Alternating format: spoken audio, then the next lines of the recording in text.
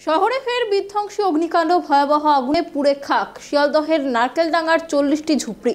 অগ্নিকাণ্ডে মৃত এক রবিবার সকালে ঝুপড়ির ভিতর থেকে তার দেহ উদ্ধার করে পুলিশ। শনিবার রাতভর চেষ্টার পরও আগুন পুরোপুরি নিয়ন্ত্রণে আসেনি। রয়েছে পকেট ফায়ার। কি থেকে আগুন লাগলো তা এখনো স্পষ্ট নয়। পুলিশ জানিয়েছে মৃতের নাম হাবিবুল মোল্লা। তিনি ওই ঝুপড়িতেই থাকতেন। শনিবার রাতে যখন আগুন লাগে তিনি তখন ঘরেই ছিলেন। ঘুমন্ত অবস্থায় আগুনে পুড়ে মৃত্যু হয় তার।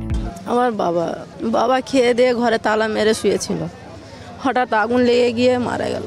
কেউ জানতে পারেনি। একা ঘুমায়, একাই ঘুমায়। তিনটে সিলিন্ডার ওখানে ফেটেছে। উপরের আগুন এপারে ছিটকে এসে সিলিন্ডার ঘরে ঘরে ছিল, ফেটে। জানতে পেরেছি 3টে সাড়ে 3টের সময়। সব আগুন নিমে গেলে আমরা সব খুঁজেছি। খোঁজার পরে আমার এই পিসি গিয়ে ভেতরে গিয়ে দেখলো, টর্চ মেরে যে আমার বাবা মরে পড়ে আছে। প্রত্যক্ষদর্শীদের অভিযোগ, সঠিক সময় মতো দমকল না পৌঁছানোর কারণেই এতটা বেড়ে গিয়েছে আগুন। স্থানীয় এক বাসিন্দা বলেন, ওরা বলছে 2 মিনিটের মধ্যে নাকি এসেছে। দমকল যদি সত্যি অত তাড়াতাড়ি আসতো তবে কি এতটা আগুনটা ছড়িয়ে পড়তে পারত? তারপরে ফোন করেছি, অনেক দেরি ফোন করছি, অনেক লোকটাই ফোন করছে, আমরাই ফোন করছি অনেক পুলিশকে, থানাকে, কি স্যার এখানে আগুন লেগে গেছে, তাড়াতাড়ি করুন, অনেক মানুষ মরে যাবে স্যার। ফোন করে করে করে করে 1 ঘন্টা পার হয়ে গেছে, কিন্তু না পুলিশ আসলো না ফায়ার ব্রিগেড আসলো, কিছু আসলো না দাদা, না ফায়ার ব্রিগেড না পুলিশ। আগার 15 মিনিট ভিতরে এসে যেত তো বেশি ক্ষত হতো না। এইদিকে পুরো বেঁচে যেত, যে হতো ওই পারে হতো, কিন্তু দেরি করে আসবার জন্য এইটা পুরো নষ্ট হয়ে গেছে। এই দিকটা পুরো ধরে নিয়েছে, পিছন থেকে লাগিয়েছে, কেউ লাগিয়েছে এ বলতে পারবো না, লেকিন হ্যাঁ যেরকম ভাবে আগুন জ্বলছিল কেউ লাগানো আগুন, লোকরা পানি মারছে, আরো বেড়ে যাচ্ছে। এইখানে পানি মারছে তো আগুনটা ফলছে।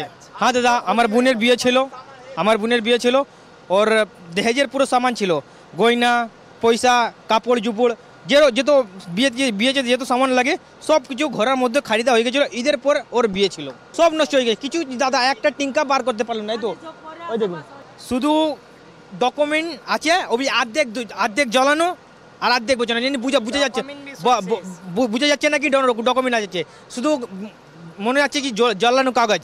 আগুন লাগলো 10:30 থেকে আগুন লাগতে আরম্ভ করলো। সেই সময় আমরা গিয়ে পিছনে আগুন লেগেছে, আমরা পানি মেরেছি, কিন্তু মনে হয় কোনো রকম কেমিক্যাল ছিল। পানি মারছি, আগুন এগিয়ে যাচ্ছে, পানি মারছি, আগুন এগিয়ে যাচ্ছে। সেরকম আমরা সেই সময় ফায়ার ব্রিগেডকে ফোন করলাম এই মোবাইল থেকে ওই সময়, কিন্তু ওই সময় মোবাইল আসতে কেন, কোনো রাস্তায় কোনো ওটা তো এমার্জেন্সিতে সবসময় রেডি থাকে ফায়ার ব্রিগেড, কেন আসলো না এত তাড়াতাড়ি?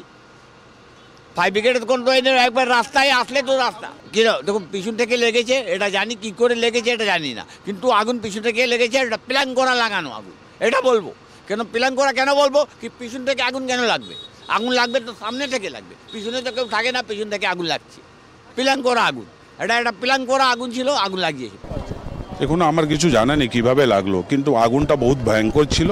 সেটা ফরেন্সিক টিম অ্যান্ড পুলিশ তদন্ত করে বলতে পারবে আগুনটা কিভাবে লেগেছে। আমি যা শুনেছি 16টা থেকে 20টা ঘর পড়েছে, ঘর মানে গোডাউন আর ঘর মিলিয়ে। আমি এখন জানতে পারছি কালকে 3টে পর্যন্ত কারোর হতাহত খবর ছিল না। এখন জানতে পারছি একজন 60-62 বছর বয়সের লোক ঘুমোচ্ছিল, সে নাকি মারা গেছেন। সেটা খুবই দুর্ভাগ্যজনক। আমরা চেষ্টা করেছি কি যেন কোনো জানের ক্ষতি না হয়, কিন্তু এটা প্রাকৃতিক আপদা, এটা এর জন্য আমরা দুঃখিত। আর কিছু বলার নেই। মানুষের পাশে কিভাবে আমরা থাকবো, কিভাবে থাকতে পারবো, সেটাই আমরা এখন চেষ্টা করছি। অলরেডি আমরা করে দিয়েছি, তারপরে মাননীয় মেয়র আসবেন, ওনার সাথে কথা বলে বিস্তৃত আমরা দেখে নিচ্ছি এদের পাশে কিভাবে আমরা দাঁড়াতে পারি। Thank you. নারকেলডাঙ্গার রেল বস্তিতে ভয়াবহ অগ্নিকাণ্ড ঘটে শনিবার মধ্যরাতে। আগুন নিয়ন্ত্রণে নিয়ে আসতে দমকল আধিকারিকদের প্রায় 24 ঘন্টারও বেশি সময় লেগে গিয়েছে। আজ আমরা দাঁড়িয়ে রয়েছি এই নারকেলডাঙ্গার যে বস্তিতে গতকাল রাতে আগুন লেগেছিল।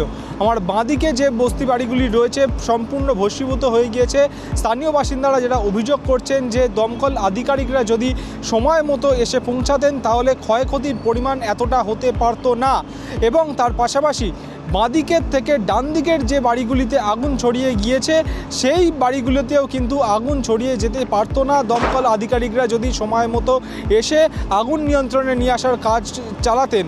স্থানীয় বাসিন্দারা যেটা অভিযোগ করছেন, আরও যেটা অভিযোগ করছেন যে এই বস্তিগুলিতে কেউ হয়তো আগুন পরিকল্পনা মাফিক লাগিয়ে দিয়েছে, তবে কে আগুন লাগিয়ে দিয়েছে সেটা স্থানীয় বাসিন্দারা স্পষ্টভাবে বলতে পারছেন না। ঘটনাস্থলে কাউন্সিলর এসেছেন এবং তিনি বলছেন যে যাদের মাথার ছাউনি হারিয়েছেন তাদের থাকার ব্যবস্থা এবং খাওয়ার ব্যবস্থা স্থানীয় কাউন্সিলরের তরফে করা হচ্ছে। যদিও কবে তারা পাকা ছাউনি ফিরে পাবে মাথার, সেই বিষয়টি কিন্তু স্পষ্ট নয় এখনও। এই ঘটনার ফলে একজন মারা গিয়েছে তেমনটাই জানা যাচ্ছে, স্থানীয় বাসিন্দারা তেমনটাই বলছেন। তার দেহ প্রায় গভীর রাতে উদ্ধার করেছে পুলিশ এবং তাকে স্থানীয় হাসপাতালে নিয়ে যাওয়া হয়েছে এবং তার ময়নাতদন্ত করা হবে। ক্যামেরায় সূর্যশঙ্কর অধিকারীর সঙ্গে অভ্রদীপ দাসের report, tribe TV Bangla, Kolkata.